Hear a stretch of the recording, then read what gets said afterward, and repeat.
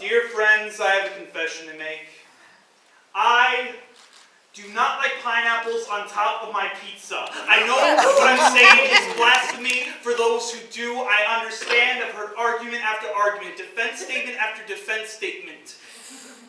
But understand, I've heard it all. The sweet and salty mix, that melting pot taste of tang and zest that just melts in your mouth. It's delicious. It's savory. And I'm just like, unless it's got tomato, olive, or avocado, which I'll admit is equally as weird to have on top of your pizza, I sure as hell enjoy it. I don't like other fruits on top of my pizza. Yeah. But you want to know the beauty of such a decision? No matter what I put on top of my pizza, it won't affect you. It won't affect your family, your friends, your community, your old dearest, the nation you pledged a hand, a heart to before you were even old enough to count to 10. But a vote sure as hell will. So when you tell me about your friend's choice of candidate, try to feed me some old guard lecture about how beautiful it is that we live in the same country where we all have the same or different point of political view, our mom said. And I'm just like, my guy, your friend has every right to vote for whoever the hell he wants. But I have every right to call him out on his shit. So again, tell me about your friend's choice of candidate. Especially when that choice is more monster than man, more machine than human, more dollar signs than anything a Wall Street stock ticker could crap out. Especially when that choice of candidate, you might as well ask me to vote for the son of a bitch myself. You might as well ask me to sound the siren of 1,000 different alarms. From the school halls of Parkland, to the department stores of El Paso, up north to the synagogues of Pittsburgh, down south to the churches of Charleston, you might as well ask me to laugh in the face of every crying migrant mother while simultaneously spitting in the face of their children who came seeking the American dream and received the American nightmare in return. You might as well ask me to take every lesson I've ever learned, every toxic teaching unlearned, throw it into a bonfire of banned books with each page labeled change and progress and watch that shit burn alongside my future. You might as well ask me to stay silent when that is no longer a luxury we can afford.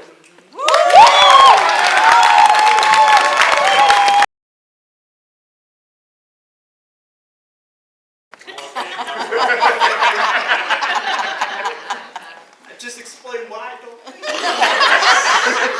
It's okay, I'll have what I buy on my pizza. I was not your neurotypical kid growing up.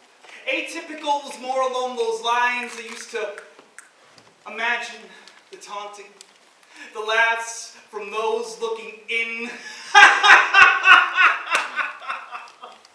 Because I was their sad clown crying out. Because I could hear things a bit louder than everyone else in the room. Because even though I would try to be at a 2, when I was told to bring it down from a 15, I turned my personality meter the opposite way and bring it up to a 20. Because I would have public mental breakdowns where my quiet ramblings would descend into intense screaming sessions. I am still not your neurotypical man. I am still the atypical, because my spectrum is always changing its labels, because I overthink pretty much everything, because I say sorry way too much when I know I shouldn't, because even though I've blossomed into a social butterfly, my wings still crackle and break apart every time I try to fly too high, because dating to me it's like a social kamikaze where I plunge myself out only to watch life and love blow up in my face. But you want to know something? My brain is beautiful because it's not bound by a spectrum. Because those with autism should be respected and loved for being themselves and abandoned and loathed for being different. Because I am not your statistic and I will not let this define my whole. Because it's just a part of who I am. Because no one is normal. And one day, we all will die. So I plan my life being me. Because we're a poet, or a storyteller, or a brother, a son, a friend, a lover, the best it can be in this lifetime is me.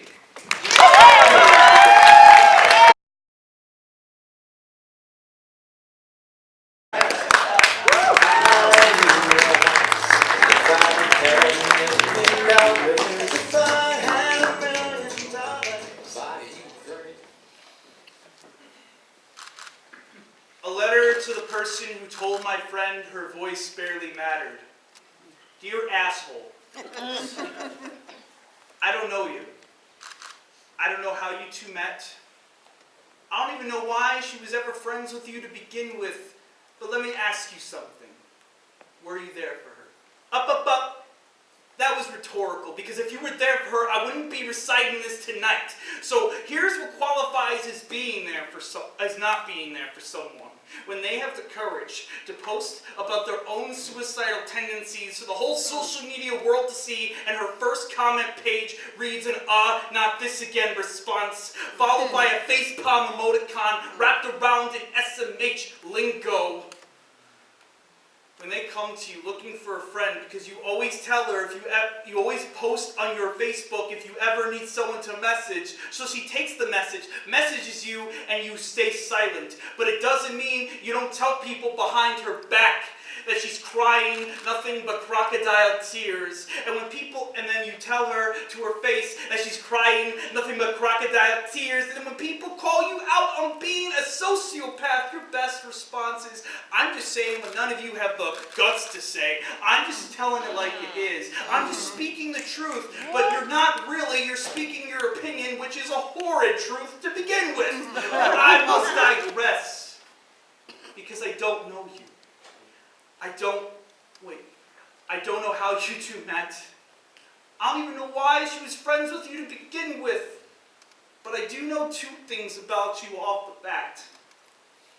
I know that you don't know a goddamn thing about depression.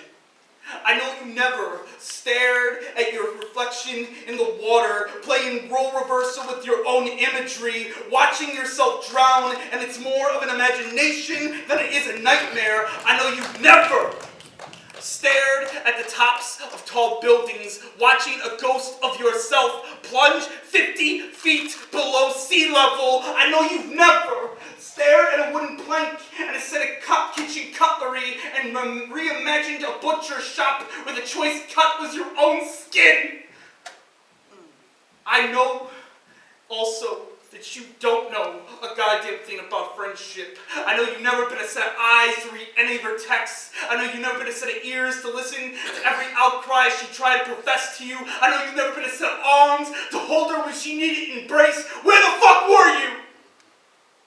But I don't write this simply as a giant fuck you poem, even though I know that's what you deserve. I write this solely so the next person who thinks you're their friend, let's hope next time that isn't just a thought, it's a hopeful reality.